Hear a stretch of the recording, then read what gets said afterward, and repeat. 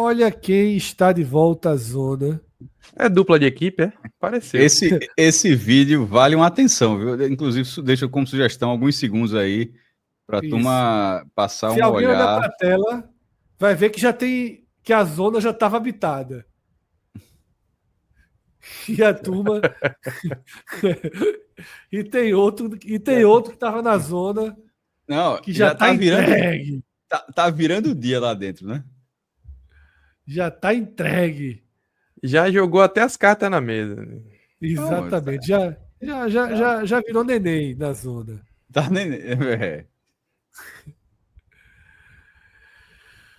Mas é Achei isso. meio pesada essa arte, mas foi uma boa arte. O Podia Vitória ter colocado volta... a porta da zona e Peppa saindo de dentro dela, né? O porquinho. Essa zona. E detalhe, quando eu fiz, Cássio, foi durante a tarde, só tinham 2 leões na zona, né? O terceiro chegou depois, ainda não tinha chegado nessa hora. Faltou não, essa arte aí, o outro ali, é verdade. O terceiro ainda não tinha chegado na zona, não. Mas o Vitória, ele tem 6 pontos. Óbvio que não é a pior largada do Vitória, porque do ano passado a gente já esmiuçou aqui, já que o Vitória virou uma ponta de esperança para o esporte. Mas esse Vitória, ele tem uma largada igual a de 2014, quando caiu, e inferior à de 2010 e 2018, os outros anos em que o Vitória foi rebaixado. Tá? E com 6 pontos em 7 rodadas, o cenário histórico ainda é um cenário que traz um certo conforto. Tá? Apenas 6 times caíram com essa pontuação que o Vitória tem. Tá? De 23 equipes, 6 caíram, o que dá um percentual de 26%. Ou seja, historicamente, não há nenhum desespero longe disso por largar com 6 pontos. Mas longe disso. As questões que a gente talvez passe a debater sobre o Vitória são questões de futebol, de atuação. Mas eu abro o debate com o Ravel, e Minhoca e Cássio podem tratar. Muito fora da curva foi o tamanho daquela reação do ano passado. Porque eu acho que o elenco do Vitória, a montagem do Vitória, é para isso aí. Tá?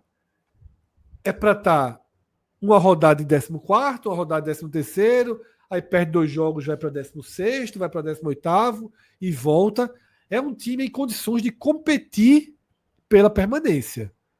E não de ter uma bolha de proteção, de não pisar no Z4 nessa e em outras rodadas que virão do campeonato. Para mim, a minha visão é essa. O campeonato do Vitória é esse. Tá? O campeonato de quem vai lutar pela permanência mais uma vez. Qual o grande problema que eu acho que tem aí no Vitória para a gente começar pelo ponto negativo e depois fechar com o fio de esperança que eu acho que o torcedor do rubro-negro pode se apegar? Na minha avaliação, o trabalho de Thiago Carpini passa assim por um dos seus piores momentos, né? Onde uma pequena parte da torcida ainda, mas já uma parte, né? Uma parte também da imprensa começa a contestar o seu trabalho, começa a questionar as entregas, Eu os vi aqui métodos e agora no chat, achei resultados. estranhíssimo, mas vi aqui no chat já Tem torcedores dessa acontecido. linha. Hoje eu conversei com 2 torcedores do Vitória que são colegas meus de trabalho. Um era a favor da manutenção, da permanência do trabalho do treinador, convicta, de maneira convicta até. Mas o outro era, assim, abertamente favorável à ideia do Vitória mexer. Então é um termômetro coletado dentro da própria torcida do Vitória, né? Eu acho que esse movimento ainda não tem força suficiente para sequer haver, assim, cogitação sobre o desligamento do treinador, até porque recentemente ele recusou, né, consultas ali de Santos, de Grêmio, e mais recentemente do Vasco. Então é um cara que pensa muito em dar sequência ao seu trabalho. O Fábio Mota também parece apostar muito na convicção dele, né, em relação ao trabalho de Carpini. Apesar de que pela primeira vez também houve uma manifestação por respaldo ao treinador. Normalmente, quando esse tipo de declaração acontece, um resultado negativo subsequente a esse tipo de declaração vai na contramão e o treinador é demitido, mas eu acho que os movimentos ainda são muito iniciais. Mas é um movimento que não existia semanas atrás. Isso porque, como eu disse, o trabalho ele apresenta uma oscilação assim bem pesada nesse momento, uma ausência de convicção em relação a algumas peças que também não vivem bons momentos. Isso faz com que o Vitória tenha uma alternância exacerbada assim na utilização de algumas peças. Ora você tem ponta jogando ali com o Janderson jogando numa ponta, o Mosquito jogando em outra, depois o Janderson joga de centroavante, daqui a pouco o Lucas Braga, que nem era relacionado, faz um gol ali no jogo contra o Fluminense, entra como titular em um jogo. Então essas alternâncias ali, sobretudo no meio campo e no setor de ataque, confundem um pouco também a torcida em relação às convicções de Carpini e seu elenco. E eu acho que o outro ponto, que talvez esteja perto de ser sanado, e foi por isso que eu deixei para o final e se apegar nessa questão do fio de esperança, definitivamente o Vitória sente falta de um homem-gol que seja mais confiável, que possa entregar gols, para que a campanha possa ter um respiro, uma sobrevida. E Renato Kaiser passou nessa semana a treinar com bola, treinar com seus companheiros, jogador que veio contratado para ser a solução do problema da camisa 9, né, do time rubro-negro. Então, dentro dessa perspectiva, talvez o Vitória possa, a partir de agora, à medida em que esse jogador esteja disponível, retomar um caminho, Fred, que já aconteceu nesse campeonato. O Vitória teve uma sequência ali de jogos contra Atlético Mineiro e Fortaleza que combinaram desempenho e pontuação, né? O Vitória conseguiu empatar com o Atlético em Belo Horizonte, conseguiu vencer o Fortaleza jogando bem, só que de lá para cá, algumas partidas teve uma queda de desempenho muito brusca, né? Jogos ruins, como por exemplo contra o Grêmio, acabou não sendo uma boa partida. E o Vitória, nesse momento, emerge numa crise que não pode deixar ganhar corpo, né? Não pode tomar uma proporção maior do que se encontra agora. Minhoca, e para não ganhar corpo essa crise, o Vitória tem seu recorte de oportunidade. Não chega a ser os recortes do Ceará de 4 jogos de 5 em casa, mas ele vai fazer 3 jogos seguidos em Salvador. Uhum. Faz no Barradão contra o Vasco, vai para Fonte Nova pegar o Bahia e depois recebe o Santos. E aqui eu trouxe um destaque. Vasco e Santos são 2 times com 0 ponto como visitante. 0. Os piores visitantes do campeonato. Ou seja, se tem um momento que o Vitória precisava ter Vasco e Santos pela frente no Barradão, é agora, né? Porque você vai ter... Não são os piores times, são os piores visitantes. Porque o Vasco no Rio seria horrível. Mas o Vasco no Barradão é uma obrigação de vencer. O Santos no Barradão, nesse cenário atual, é uma obrigação de vencer. O jogo do Bahia é muito duro. O jogo do Bahia é muito duro. Mas não dá para negar, Minhoca, que se o Vitória não sair daí com 6 pontos, 4 pontos talvez já seja ruim, mas se não sair nem com 4 pontos, aí essa oscilaçãozinha que a gente está vendo agora pode virar algo mais ramificado de Z4, né? Porque chance como essa, a tabela depois não traz tanto, não. A gente estava comentando que o Ceará, né, tem aproveitado muitos confrontos diretos dentro de casa. E aí é onde mora a obrigação do Vitória fazer isso que o Ceará está fazendo.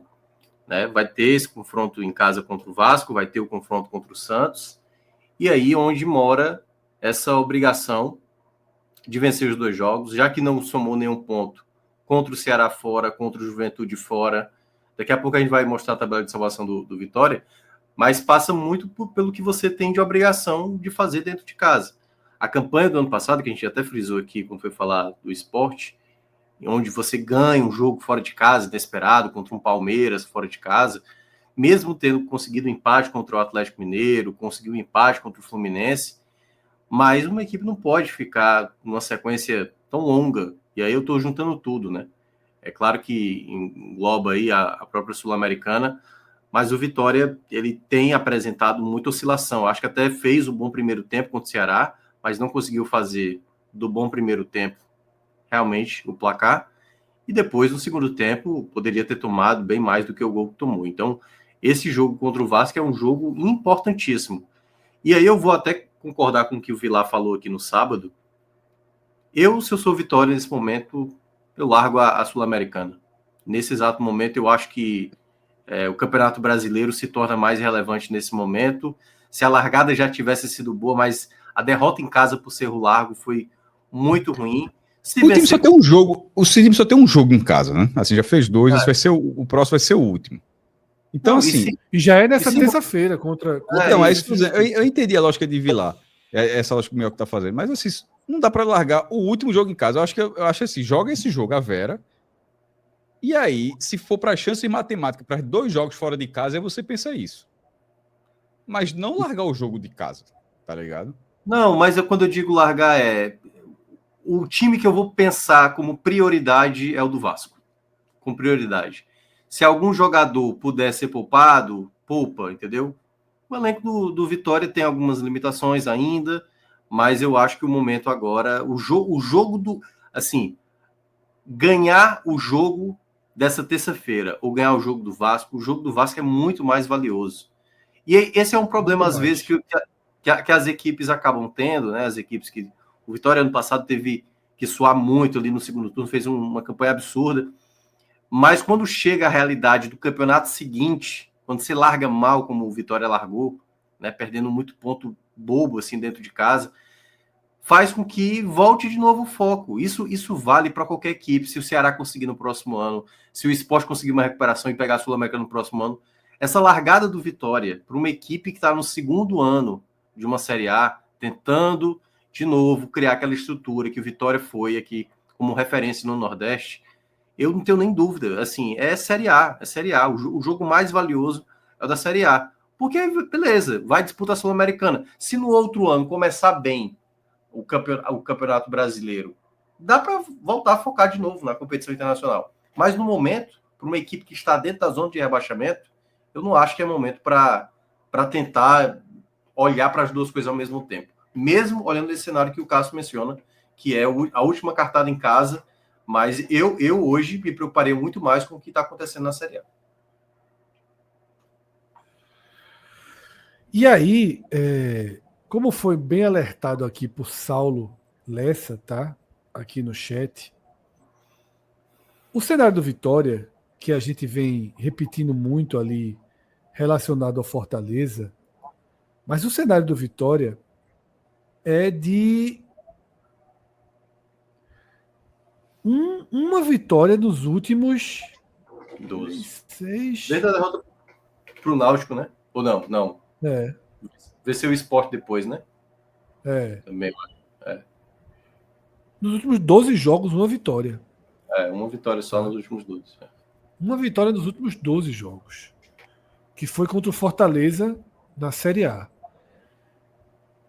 E aí... E foi um jogo bem duro. Um jogo que ele poderia ter perdido. Saulo disse o seguinte: se fosse Pepa, já tinha sido demitido. Mas o lastro de Carpini é incomparável de Pepa, né? E peraí, 1-12. Porra. É porque teve o Campeonato Pernambucano para ajudar, né? O Vitória tá juntando Sul-Americano com o brasileiro para dar esse número. São 3 rodadas da Série A e eu acho que as 2 finais contra o Bahia, se eu não tiver enganado. Tem uma derrota na Copa do Brasil também, né? O Sport não tem essa tabela, não. Não, a derrota pro Náutico foi antes. Não, tem Bahia. Tem um empate com o Bahia. A conta começa no empate contra o Bahia no jogo de volta, tá? Aí depois vem Motoclube, Juventude, Universidade Católica, Flamengo, Defensa e Justiça. Série A e Sula. E Série A e Sula. Aí Atlético Mineiro vence o Fortaleza, Fluminense, Cerro Largo, Grêmio e Ceará.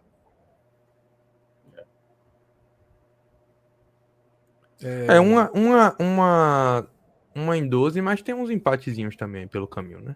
Empates bons, né? Empate com o Atlético Mineiro e Fluminense fora. Pelo amor de Deus, pô, tem uma vitória na Série A, pô. Dá pra comparar, não. Mas é porque, assim, o jogo em casa contra o Vasco, meu amigo, seja pro Vitória, seja pro Palmeiras, que é líder, seja pro Sport, que é a lanterna, todo mundo tem que colocar 3 pontos nesse jogo, pô. Não tem como não olhar para esse jogo, para um time que tá na zona de rebaixamento, que acabou de entrar na zona de rebaixamento, Cara, precisa sair logo agora, sabe? Assim, precisa. E não é nem garantia que vá sair, né? Porque vai depender muito do andamento aí, não sei dos confrontos. Mas o time precisa aproveitar esses 3 pontos. Para quem já perdeu, deu 3 pontos para o Juventude, deu 3 pontos para o Ceará. Aí começa. Beleza, você tá somando ponto numa galera ali que talvez não vá ser o seu campeonato. Talvez o Grêmio, sabe assim? A depender do contexto. Mas se você vai perdendo ponto para o pessoal principal, o Vasco tem que ser seu. Você tem que trazer o Para mim, Vasco. esse jogo do Vasco, ele é delimitador. Se o Vitória não vence o Vasco, sim, o Vitória está em crise. Se o Vitória vence o Vasco, o Vitória está equalizado. O Vitória está equalizado. Isso. Tá? E aí a gente vai para a tábua. Pelo saldo, se não vence o Vasco, é quase certo que continua na zona, mesmo chegando a 7 pontos, e muita gente tem 7 pontos. Eu estou dividindo isso, pergunta quantas derrotas são. Desses 12 jogos, são 7 empates, 4 derrotas e 1 vitória. Ah, pô, 7 De cara empates. já chama... pô, é muito empate. Não, de cara já a chama comparação atenção estava que... com o ex-treinador do esporte, tem mais derrota do que empate. De cara já chama atenção 2 derrotas em confrontos diretos, né? O desempenho do esporte, do Vitória nessa tábua aí é algo problemático, principalmente se a gente considerar aquilo que a gente vem falando desde o início das análises aqui nessa live, o fato do Red Bull estar tendo uma largada muito fora da curva, né, do projetado aqui por nós. Isso. Sobra praticamente 8 para 9, né? Pontos possíveis. Isso. Na última parte? Exatamente. Esse mapa do Vitória é um mapa que mostra que o Vitória, assim como o Sport, só jogou 2 jogos na última fileira, mas jogou 3 na segunda. E é onde ele tá bem. Porque ele jogou contra o Fluminense fora, empatou. E dentro de casa conseguiu 4 pontos contra Fortaleza e Grêmio. Tá? De uma missão que a gente coloca de 7 pontos, que pode acabar aumentando para 9, se ele perder o jogo em casa. No caso do Sport, a gente já aumentou para 9. Mas nesse momento, a missão aí são 7 pontos, ele já conseguiu 4. Você vê que, eu acho que de todos os índices que a gente tem do Sport Ceará Vitória, o maior índice é esse. São 57% já alcançados, tá? Nesse bloco contra os times do terceiro degrau dentro de casa. Tá? Eu acho que esse mapa do Vitória mostra um resumo do que a gente falou. Longe de qualquer desespero, o Vitória tem resultados bons no campeonato. Tá? Eu diria aí que de 7 resultados, o Vitória tem 3 bons resultados, um resultado razoável, 2 ruins e 1 nulo. De 7 jogos, o Vitória tem como bons resultados vencer o Fortaleza em casa, empatar com o Flu e Atlético Mineiro fora. 3 bons resultados para qualquer time. Resultado médio, empatar com o Grêmio em casa. Talvez seja até ruim esse resultado. Talvez seja ruim, pelo que o Grêmio está jogando e pelo que o Grêmio estava jogando naquele momento. Já acho que foi o primeiro jogo da mudança de treinador do Grêmio. O Flamengo em casa se descarta, não tem como você controlar. E aí você tem as 2 derrotas fora de casa para a Juventude e Ceará, são resultados ruins. Porque são adversários diretos, você já jogou 2 e você já... Nessa nossa conta aqui, a gente imagina 2 vitórias, 2 empates e 2 derrotas. Dentro dessa nossa lógica, o Vitória já gastou as 2 derrotas. Tá? Precisaria compensar com 3 vitórias agora. Né? Seria 3 vitórias, o que Ravel falou ali, 9... E aí, claro, né, no cenário onde já tem um Bragantino diferente, claro que isso vai mudar, a gente vai ainda fazer tem alterações. Tem um Vasco chatíssimo como São Januário, possivelmente, né? Então, assim, o próprio Sport na ilha também, que a depender do contexto pode não ser tão simples assim. Então, é isso. Eu acho que essa última parte aí é o que me preocupa. E a bola jogada, né? A gente está falando aqui de cenários... Exatamente, a bola jogada. Mas a bola jogada também preocupa. Eu acho que o ponto é o que tá faz, todo... Inclusive, o resultado contra o Grêmio ser o mais... É isso que o Fred falou, assim... Ele é um razoável sobre a perspectiva de pontuação, mas alarmante sobre a Perspectiva ótica do histórica de desempenho. camisa é razoável, né? Isso, exatamente. Mas no desempenho ali no tempo presente, o Vitória jogou muito pouca bola. Saulo Lessa traz no chat algo que eu acho que é importante falar, que assim, esse time do Vitória, no ano passado principalmente, conseguiu resultados expressivos completamente fora da curva, né? Mas não se Vitória contra pode o basear Palmeiras. nisso. Exatamente, eu ia concluir com isso, Fred. Assim, venceu o Atlético Paranaense na Arena, independente do Atlético ter sido rebaixado, mas é sempre um jogo muito difícil. Nesse momento da análise, Saulo, a gente está tratando dentro do que é tangível, né? O que a gente pode contabilizar, ponderar, projetar? É o que está na tela. O que vai acontecer, o que pode acontecer isso. Mas não pode passar pela conta da permanência e o Vitória projetar, por exemplo, 3 pontos contra o Palmeiras novamente no Allianz, né? Que conquistou no ano passado Quando e que foi você começa. fundamental para a Se você permanência. colocar. Ravel, se você começa a colocar ponto fora de casa como bola de salvação, você começa a sair da conta e entrar no risco. Tá? Sai do controle. Sai do controle. Quem está assistindo a live, não só os cortes, quando passou pelo esporte, vai lembrar que eu disse assim: para o esporte fazer 8 pontos, pelo menos, até a parada, tem que ganhar uma em casa, Cruzeiro ou Inter, e uma fora, Mirassol, Ceará. Quando você está colocando esse tipo de obrigação, você já está começando a tatear em cenários muito, muito incertos, tá? Em cenários muito incertos. Dessa forma, a gente fecha essa análise do Vitória. Eu vou trazer o superchat de Fábio Araújo, dando uma força aqui a gente, lembrando de deixar o like. Estamos defasados aí em relação ao número de pessoas. E agora inventaram um hype, que eu não sei nem como é que faz isso, porra. Eu também não sei não, mas se puderem... Eu procurei na tela, não achei hype não. Mas vamos deixar. Eu acabei de deixar, eu sempre esqueço o detalhe. Casa de Ferreiro, espeto de pau, né? Eu só lembrei agora de deixar o like e atingimos 455. Eu sei, pá. O meu foi o de número 455. Deixa eu ver se esse nosso pedido levou mais alguém além de mim. Levou. Mas 6 pessoas vieram junto 462 comigo aqui já. E deixaram o like, mais 7 pessoas. Tá vendo como é importante pedir o like? Não é por acaso que Casemiro tem 9 milhões de seguidores e fica pedindo like o tempo todo. É sempre importantíssimo, tá?